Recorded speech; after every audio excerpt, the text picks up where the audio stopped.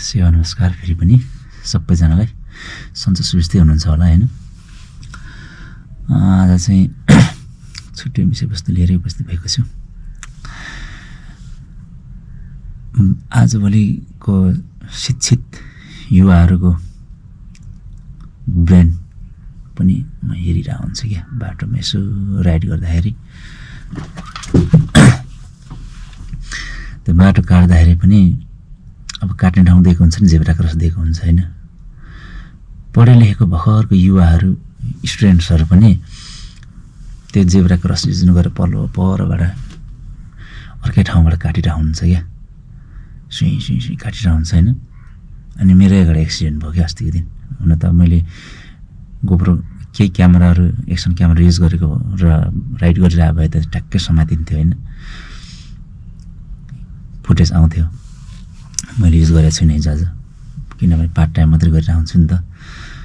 त्यही भएर त्यो अब युज गर्नुपर्ने अवस्था आएको छ आफ्नो सेफ्टीको लागि पनि हैन। अनि अहिलेको युवाहरूमा दिमाग चाहिँ भएकै हो, तर अलिकति युज नगरेको मात्रै हो। त्यसरी बाटो काट्दाखेरि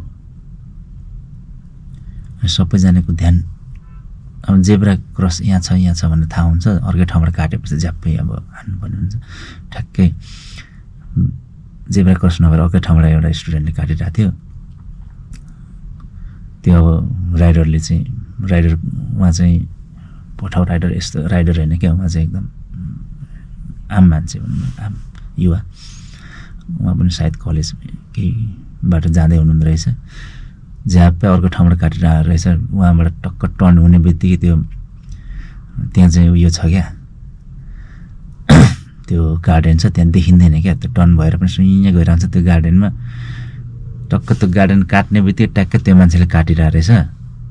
अब कसरी झ्याप स्पिडमा रहेछ, झ्याप्पै ब्रेक हान्दा पनि झ्याम्मै लाग्यो, स्टुडेन्ट पनि ढलिहाल्यो।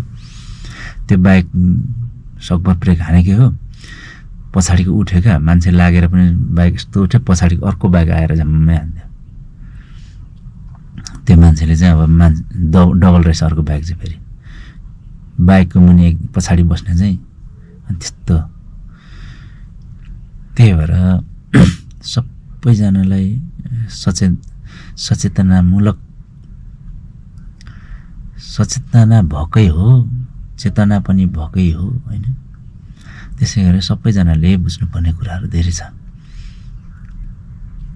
चेतना भएर पनि कार्यान्वयन नभएको, थाहा भएर पनि थाहा नभए चाहिँ गरेर त्यस्तो काम गर्दाखेरि ठुलो दुर्घटनाहरू हुँदैछ, दुर्घटनाहरू होइन। त्यही भएर बुझ्नेहरूले चाहिँ बुझ्नुपर्छ। अब गाउँबाट भर्खर सहरमा, गाउँमा पो अब त्यस्तो बिजी सडकहरू हुँदैन। सडकै भए पनि कति ठाउँ सडकै नपुगेको ठाउँ पनि छ हाम्रै नेपालमै हो। हुम्ला जुम्लातिर भर्खरै पुग्दैछ अलिअलि सडकहरू।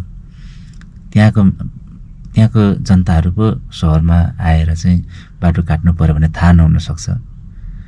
उहाँहरूलाई पनि हामीले चेतना दिने हो, सिकाउने हो, यहाँबाट काट्नुपर्छ, यसरी गर्नुपर्छ भनेर। तर यहीँकै शिक्षित पढे लेखेको विद्यार्थीहरूले पनि त्यो हेरिरहेको हुन्छ। अनि कतिपय ठाउँमा चाहिँ पुरा बाटो काटिरहेको हुन्छ।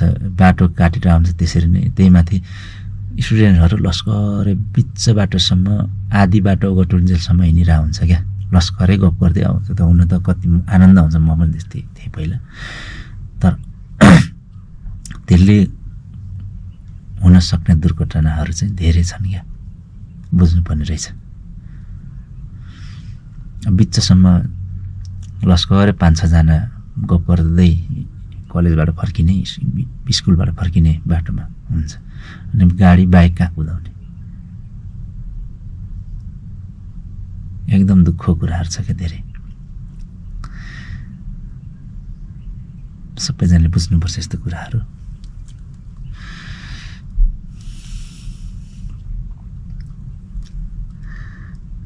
यो गुनासो होइन,